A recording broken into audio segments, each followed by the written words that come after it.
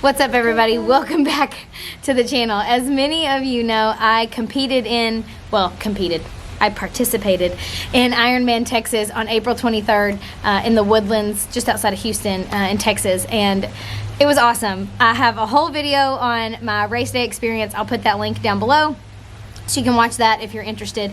But what many of you don't know is that 2 weeks before that event, I did a trail run in Bentonville, Arkansas, and I thought I pulled a muscle in my hip. I thought like I messed up something in my hip socket. Turns out it's a lot more severe than that. So I'm just gonna try to give you a quick injury update and an explanation as to why I will not be racing most likely anymore in the year 2022. If I woke up with you on my side, it's all that I need. Ooh,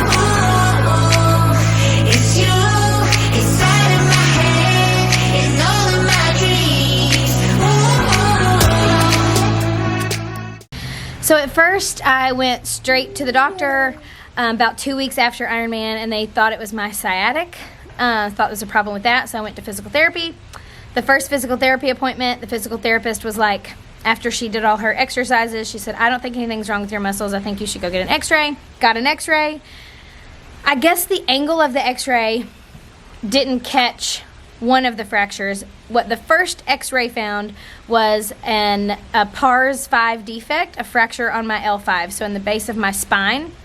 I had a fracture there, which those are evidently very common, and also has probably been there a long time because it's very common in like high school athletes.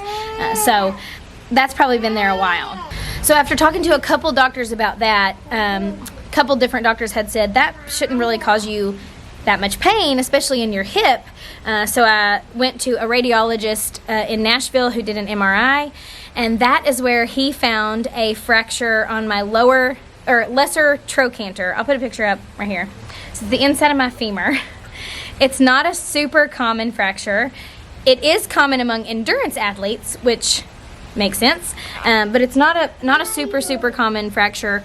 What is the problem with that is if you don't rest it, it's possible and probable, like it's very likely that it will break all the way through your femur, which is not what we want at all, because then that would be surgery and a bunch of different things. So I actually have multiple fractures, 2 on the base of my spine on my L5, 1 on either side, and then 1 on my lesser trochanter, which is the inside of my femur.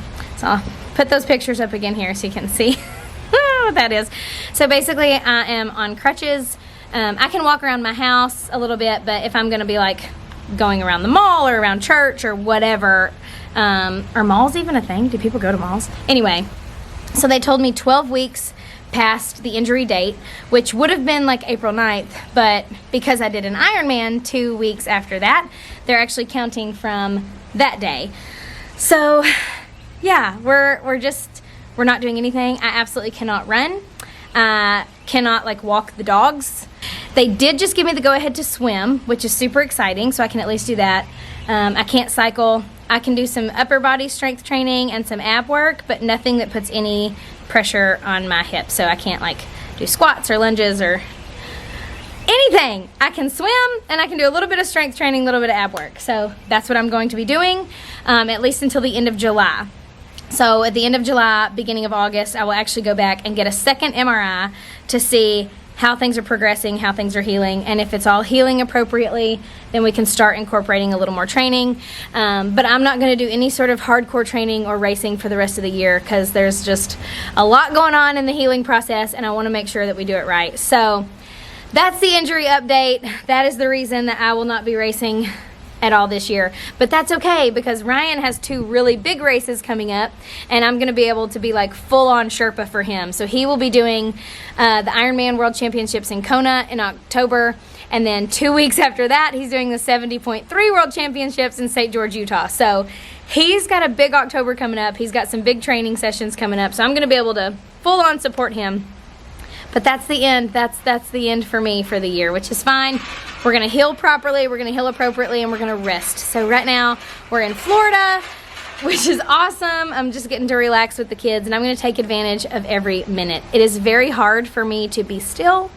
It's very hard for me to not be super active just because I genuinely enjoy it, and that's just my personality is go, go, go. But we're gonna really focus on healing this body and resting and just enjoying the summer with the kids and enjoy being Ryan's Sherpa. So I'm actually kind of excited about it. I think this was probably what I needed to take a break after putting my body through all that for Ironman. But I am coming back with a vengeance in 2023. I'm already planning on hopefully trying to do Ironman Chattanooga in 2023. So, but anyway, that's it. That's all I got. Thank you guys so much for watching these videos.